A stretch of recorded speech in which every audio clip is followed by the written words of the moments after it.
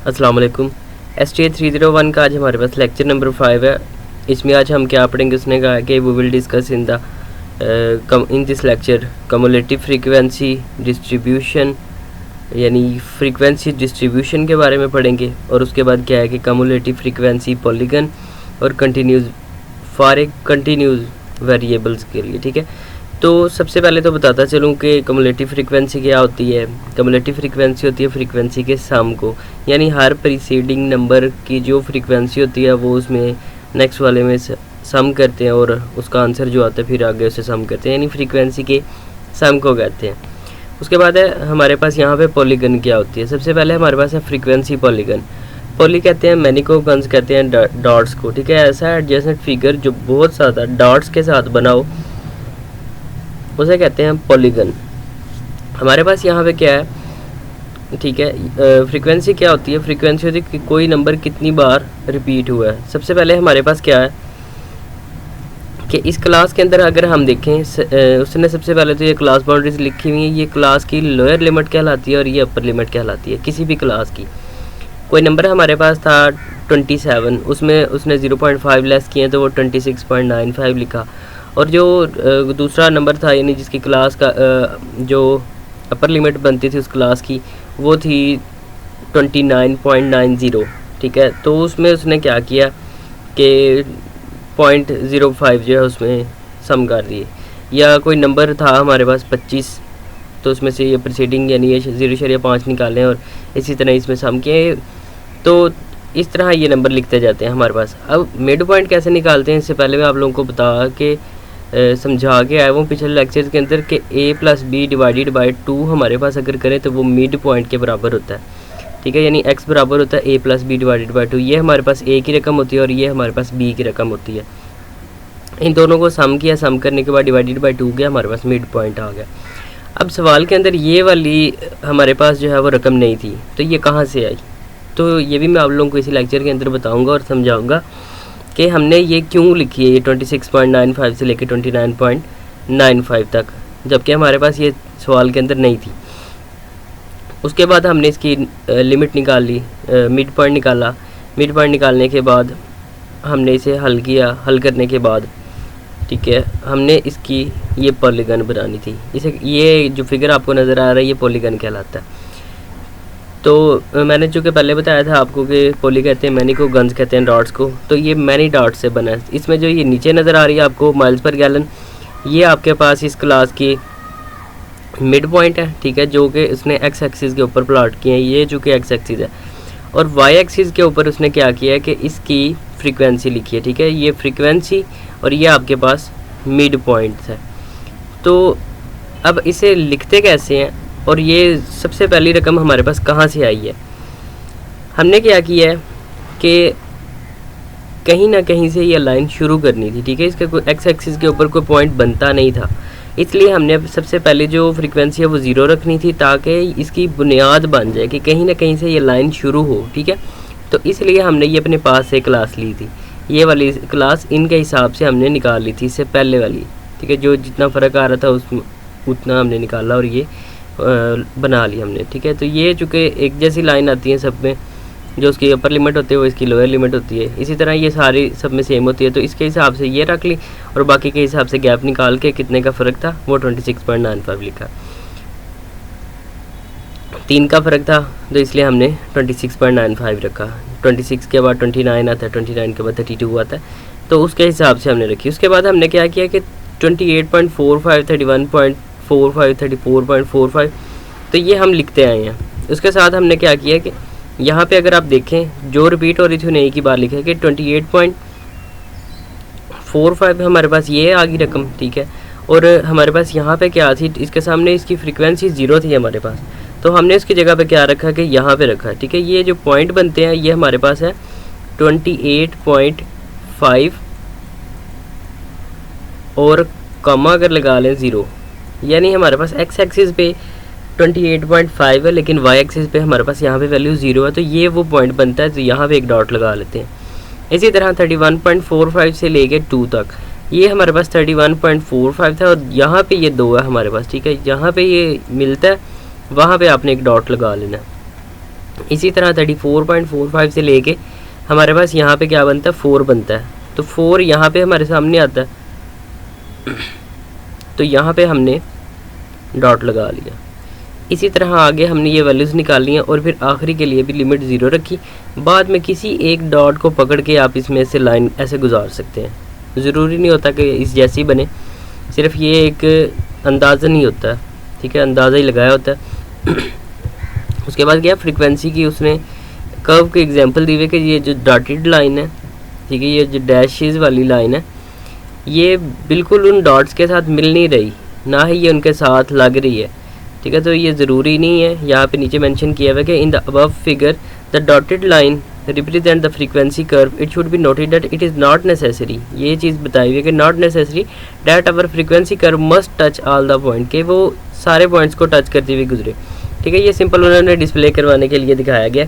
इसी तरह ये नीचे कर्व बनाई हुई है, उसने कहा है कि हमारे पास ये जो कर्व बनती हैं ये हिस्टोग्राम को रिप्रेजेंट करती हैं और ये भी सेम उसी तरह कर्व को स्मूथ को अप्रोच करती हैं। उसके बाद है हमारे पास सिमेट्रिक कर्व, फ्रीक्वेंसी की, मॉडरेट और उसके बाद एक्सट्रीमली और U shaped curve. Symmetric curve क्या आती है, उसने कहा है कि एक ऐसी कर्व जो आपको सामने नज़र आ रही है, ये सिमेट्रिक कर्व कहलाती है। जो कि इसकी वजह क्या है, उसने कहा है कि अगर हम इनके सेंटर में मिरर रखें, ठीक है, यहाँ पे अगर हम मिरर रखें, ये जो लाइन लगाई हुई है, अगर यहाँ पे मिरर रखा जाए तो जो शेप यहाँ है वही उसके अपोजिट आपको दूसरी तरफ नज़र आए, तो ये कहलाती है कि एक मॉडरेट है और यानी बिल्कुल एक दूसरे के अपोजिट बनती है, ठीक है। तो ये मॉडरेट कर्व कहलाती है। उसके बाद पॉजिटिव स्क्यू कर्व कौन सी कहलाती है, पॉजिटिव स्क्यू कर्व कहलाती है कि अगर किसी की राइट साइड के ऊपर टेल लंबी हो, ठीक है, तो अगर नेगेटिव साइड पे क्या है कि नेगेटिवली स्क्यूड फ्रीक्वेंसी कर्व जिसकी लेफ़्ट साइड वाली जो है वो टेल वो लॉन्गर हो देन द राइट टेल, ठीक है। तो ये वाली टेल जो कि इसकी लंबी है, तो इसलिए ये लेफ़्ट कर्व होगी। एक्सट्रीमली कर्व कौन सी कहलाती है, जिसकी ज़्यादा ही यानी लेंथ एक साइड पे लंबी हो जाए, बहुत ज़्यादा यानी एक तरफ, तो उसे जे शेप्ड भी कहते हैं और इसे एक्सट्रीमली कर्व भी कहते हैं, क्योंकि ये टेल बहुत ज़्यादा एक साइड के ऊपर लंबी है और दूसरी साइड पे है ही नहीं और ये जे शेप बनाती है। इस शेप की एग्जांपल क्या है कि 20 से लेके 79 ईयर्स तक के लोगों की क्या लें या डेथ रेट, ठीक है, कि वो क्या है कि जो जवान लोग हैं वो कम जल्दी नहीं यानी फोत होते एज लिमिट के हिसाब से, और जो ज़्यादा एज के लोग हैं वो उनकी रेशो जो डेथ रेशो है वो ज़्यादा होती है। तो ये कर्व जो है वो जे शेप्ड यानी एक्सट्रीमली कर्व वाला कहलाता है। उसके बाद है death rate age group. Death rate age group के हिसाब से उसने जे शेप्ड कहा हुआ है और ये रिवर्स जे शेप्ड है। रिवर्स जे शेप में क्या था कि हमारे पास वहाँ से दूसरी तरफ टेल लंबी थी, इसकी इस तरफ लंबी है, तो ये रिवर्स कहलाएगी उस जे शेप्ड का। इसी तरह हमारे पास एक यू शेप्ड है कि इसमें उसने क्या कहा है कि if we consider the example of death rate not for only the adult population but the population of all ages group we will obtain the U-shaped distribution, कि अगर हम सिर्फ छोटे बच्चों की उम्रों का या किसी बड़े उम्र के बंदे के अगर हम अंदाज़ा लगाएं तो उस हिसाब से हमारे पास ऊपर जो मुख्तलिफ आए थे हमारे पास ग्राफ, तो वो सिर्फ़ और सिर्फ एक ख़ास लोगों का था, ठीक है, यानी छोटे बच्चों से लेके 79 ईयर्स तक के लोगों का रिकॉर्ड देखा था हमने। लेकिन इसमें क्या है कि अगर उनका सबका मिला दिया जाए रिकॉर्ड, एक ही रिकॉर्ड किया जाए, ठीक है, यानी ये जो छोटे बच्चे पैदा होते ही डेथ हो जाती है उनकी, या उनका ये रेट लगा लें। इसी तरह जो 20 से लेके 40 तक कर लें ये, और इसके बाद फिर 40 से लेके 79 या 80 तक ये अगर रिकॉर्ड आए, तो ये हमारे पास इस तरह का एक जो ग्राफ बनेगा ये यू शेप्ड होगा। उसके बाद है various type of discrete frequency distribution. अब पॉजिटिवली स्क्यूड क्यों कहा गया, ठीक है, ये राइट साइड के ऊपर इसकी ये जो टेल है वो लंबी होगी, ठीक है, ये हमारे पास यहाँ पे बनती है। और नेगेटिव में हमारे पास क्या है कि यहाँ पे हमारे पास 3 यानी डॉट्स हैं हमारे पास, ये वर्टिकल लाइंस है, और यहाँ पे 2 है इसलिए ये नेगेटिवली। और इसी तरह जो मॉडरेट होगी उसकी राइट और लेफ्ट दोनों साइड पे हमारे पास वैल्यूज़ बराबर आएंगी। 4 ही इधर है तो 4 ही इधर होंगे। उसके बाद है कम्युलेटिव फ्रीक्वेंसी। कम्युलेटिव फ्रीक्वेंसी क्या होती है, मैंने पहले भी आपको बताया कि प्रीसीडिंग एंट्री के अंदर हम क्या करते हैं, उस फ्रीक्वेंसी को सम करते जाते हैं। तो सबसे पहले हमारी फ्रीक्वेंसी इसी तरह रहती है, ये कोई क्लास दी हुई है, क्लास की क्लास बाउंड्रीज निकाली हुई हैं, ये फ्रीक्वेंसी दी होती है, सिर्फ उसने कहा आपको इसकी कम्युलेटिव फ्रीक्वेंसी मालूम करें। तो आपने क्या करना है कि इस फ्रीक्वेंसी को इतना ही रहने दें। उसके बाद हमने क्या करना है कि इस फ्रीक्वेंसी में नेक्स्ट फ्रीक्वेंसी सम करनी होती है, 2 + 4 ये हमारे पास 6 आएगा, और ये जो फ्रीक्वेंसी आती है उसको हमने नेक्स्ट फ्रीक्वेंसी में फिर सम करना होता है, तो ये 20 आता है। इसी तरह हम रिजल्ट निकालते जाते हैं और आता हमारे पास वही फ्रीक्वेंसी वाला ही आंसर है, ठीक है। ये क्या कहलाता है, इसे कहते हैं कम्युलेटिव फ्रीक्वेंसी। और यहाँ पे जो लफ्ज़ लेस देन इस्तेमाल हुआ है ना, लेस देन से मुराद ये है कि ये सारी जो लिमिट्स हैं ये बड़ी हैं, ठीक है, यानी दूसरी लिमिट्स इनसे छोटी हैं। हम इसे पढ़ सकते हैं कि 29.95 है वो लेस देन है 32.95 से, यानी हर फ्रीक्वेंसी की जो अपर लिमिट है वो बड़ी होती है और दूसरी लिमिट्स छोटी होती हैं।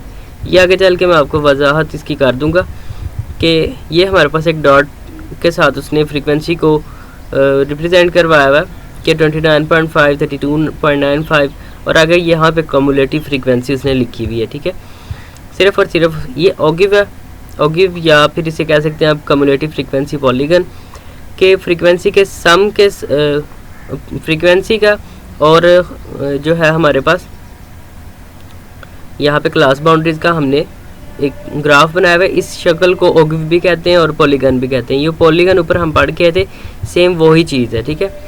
उसके बाद हमारे पास है ये आखिरी लिमिट, उसने फ्रीक्वेंसी को 0 रखा है, तो इसलिए सिर्फ उसने ये लाइन को नीचे ज्वाइन किया है, ठीक है। आप इसे अगर आखिरी लाइन को 0 करते हैं या 0.0 रखते हैं तो उसके बाद हम इसे ज्वाइन कर सकते हैं।